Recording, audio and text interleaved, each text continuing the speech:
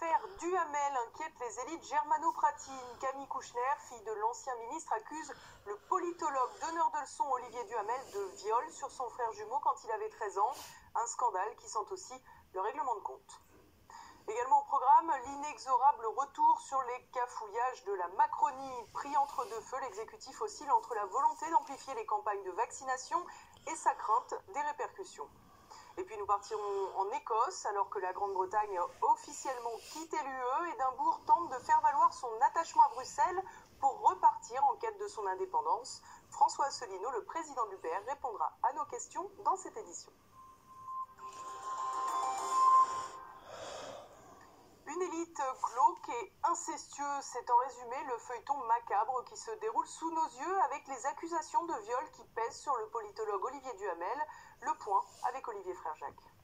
Olivier Duhamel accusé de viol sur son ex-beau-fils. Le politologue et universitaire est accusé par sa belle-fille Camille Kouchner, fille de l'ancien ministre de la Santé, de s'être livré à des abus sexuels sur son frère jumeau pendant 2 ans à partir de 1988. Du fait des liens familiaux, même imparfaits, qui les unissaient, le caractère incestueux de ces actes peut être retenu. Un scandale révélé dans un livre à paraître jeudi, intitulé La Familia Grande. De quoi pousser Olivier Duhamel à renoncer à plusieurs de ses postes, dont celui de présidente du très élitiste Siècle, un cercle d'intellectuels à grosse influence.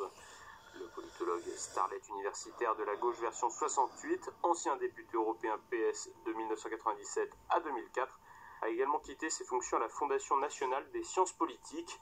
Quant aux médias qui lui tendaient le micro, Europe 1 et LCI, ils ont annoncé que Duhamel quittait aussi ses fonctions d'animateur et de chroniqueur. Des départs en cascade qui flairent bon l'aveu de culpabilité, même si l'individu bénéficie naturellement de la présomption d'innocence. Des accusations morbides qui ont donné lieu à des déclarations tout aussi ahurissantes d'un des principaux intéressés, Bernard Kouchner. Le papa biologique a en effet tout bonnement affirmé qu'il s'agissait d'un lourd secret qui pesait sur sa famille depuis trop longtemps et qui a heureusement été levé. Une déclaration qui veut donc dire que le père savait que son fils avait été victime de viol et qu'il n'avait rien fait. Et pour cause, Bernard Kouchner, politicien et médecin très controversé, passé par le PRG et le PS, a un CV chargé en matière de questions de mœurs et d'éthique. En 1977, il considérait comme scandaleux la détention de plus de 3 ans pour des individus ayant commis des actes pédocriminels sur des mineurs de 13 et 14 ans.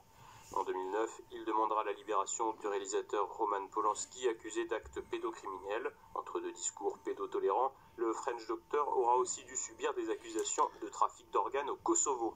L'entourage de la victime présumée n'a visiblement pas misé sur le soutien psychologique, d'autant que Camille Kouchner précise que beaucoup de gens étaient au courant. Reste à voir qui est ce fameux entourage.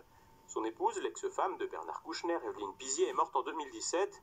Elle est la sœur de l'actrice Marie-France Pizier. Là aussi, élément troublant. Marie-France Pizier est décédée en 2011, retrouvée au fond de la piscine de sa villa dans le Var. Sa tête et ses épaules coincées dans un croisillon métallique d'une lourde chaise en fer forgé et chaussée de bottes en caoutchouc. Le rapport d'autopsie n'a pas déterminé les circonstances de la mort. Toutefois, la piste du suicide a été avancée. Une mort étrange d'une protagoniste aux relations aussi étonnantes puisque Marie-France Pizier avait eu une aventure avec un certain Cohn-Bendit qui lui aussi n'hésitait pas en son temps à jouer avec les petits garçons.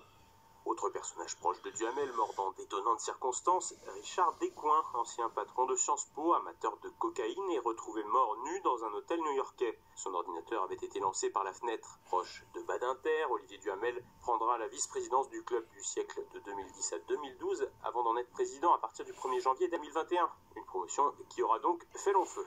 Travaillant auprès des dirigeants français successifs, il sera aussi associé au cabinet d'avocats des fils de Simone Veil et se distinguera en avril 2017 en étant de la petite équipe qui fêtera la qualification d'Emmanuel Macron à la Rotonde. Une histoire de famille et de règlement de compte. En effet, l'actuelle compagne de Camille Kouchner est un certain Louis Dreyfus, président du directoire du journal Le Monde, qui a révélé le scandale, mais aussi vice-président de l'Obs, qui a été dans les premiers journaux à évoquer cette affaire. Des intérêts contradictoires et des ressentiments au sein de la petite élite parisienne sont donc au cœur du scandale. Au-delà des ramifications tentaculaires qui entourent Olivier Duhamel, c'est le traitement de cette question par l'entourage qui a de quoi déranger. Pourquoi le père biologique du garçon abusé, Bernard Kouchner, n'avait-il rien fait ni dit pour défendre son fils ? Pourquoi l'entourage plus large d'Olivier Duhamel n'avait-il pas réagi? Ces pratiques sont-elles courantes à un certain niveau du pouvoir?